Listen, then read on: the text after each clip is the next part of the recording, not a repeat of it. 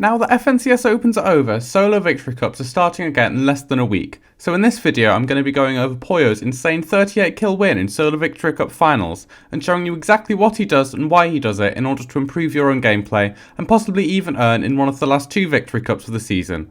So, I'd really appreciate it if you could like and subscribe, and without further ado, let's get into it. Pollo actually opens up his first fight at a disadvantage, getting beamed by the other player, but he manages to hit him back with a few tags from his Thunderburst SMG, and he catches the other player off guard by not healing all the way to 50 shield, but instead taking a 50-50. He's so confident in his aim that he knows he'll win the fight, but this just shows the importance of practicing aim.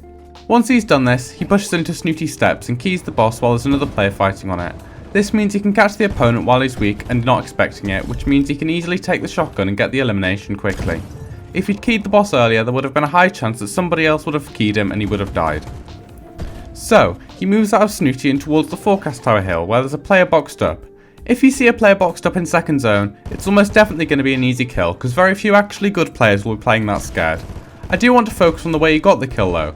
He literally places 8 builds throughout the duration of that entire fight, which shows that you don't have to do edit courses every single player you fight to kill them. Doing the bare minimum is sometimes better, especially if you're in laggy lobbies like in tournaments. Something else that's very important in my opinion is the loadout Pollo chooses to run. He always carries the Thunderburst SMG, which when paired with the laser attachment is incredibly OP. The attachment means it has almost no bloom, and the fire rate means that the bleed through damage is insane. Pollo uses this to his advantage in this fight, where he doesn't even bother damaging the other player with his shotgun. One thing that Pollo actually does wrong is in this fight here. He'd only done 28 damage to the other player, but he still jumped in. This worked in his case because he's a pro and has insane aim, but for any other player to do this is a terrible idea. This fight is just an amazing example of how simplicity is better. He takes this right hand peek here, which is really good for taking walls, and players will almost always make a peanut butter edit here to try and shoot you back, but you can actually deal more damage to them than they can to you. Pollo predicts this here and uses it to get some damage on the opponent. Then he knows he's going to reset the wall, so immediately jumps down, takes it and uses a clean right hand peek to quickly clean up the kill. Once again here, he demonstrates amazing awareness of the other player and doesn't do too much, just makes sure the other player is trapped so he panics and dies. Here, Pollo makes sure to protect all around him while fighting to reduce the chance of being third-partied, and plays gun out, waiting for the other player to make a mistake. This is an especially good strategy if you don't have zero ping, like Pollo who's on about 25, or if you're playing in laggy lobbies. He easily gets this kill by continuously moving around the player, meaning he can't really ever get away, and always pressuring him so he can't heal. This allows Pollo to easily get the kill by simply spraying with his SMG. Something that needs to be paid attention to here is his decision on exactly who to fight. Now although there's a player boxed up on the railroad track here, he purposely moves past him and onto the hill because he knows he can get third parties from all around if he's at a lower elevation. The way in which he plays this fight is relatively heavily reliant on having a medallion. He continues to spray the other player so he can't heal, which he can only do as he is able to heal passively using the medallion.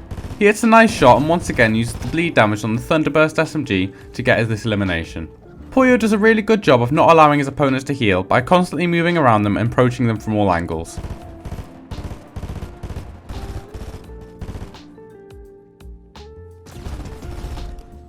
He takes advantage of this player building in wood. It means he can very easily take walls compared to if they were building in hards. Something I find interesting in this fight is the way he positions himself and therefore his opponent. Through the direction at which he approaches the opponent's box, he forces them to box up facing the rest of the lobby, meaning they'll get sprayed, making the fight easier for him and also he won't get shot. This also means if the other player is distracted and doesn't fight back, easily allowing Pollo to one-pump them. Now he's further into the endgame, you can tell Pollo is more conscious of third parties and he always makes sure to cover all angles when he's fighting. In contrast to him jumping in earlier when he shouldn't have done, here he jumps in once he's got the opponent low, something that will end positively 90% of the time providing your aim's okay.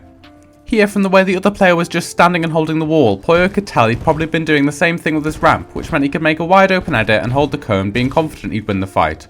In this fight, he disengages for a bit to heal up, something that loads of players make a mistake with, especially if they're in a box with someone and could just take a 50-50. This means he has the advantage and can win the fight. He uses this loot to bait this player and places the right hand peek beautifully to get the kill. To get this kill, he uses the momentum phase in, which is where you shoot a wall and walk at the right time to get instantly into the other player's box. It works better than using a ramp because the other player usually isn't expecting it. During this fight for height, Pollo is constantly changing angles so he can't get shot by the opponent and allowing him to get a shotgun shot off and kill the opponent with his Thunderburst SMG. Honestly, the way he plays this final 1v1 is just perfect.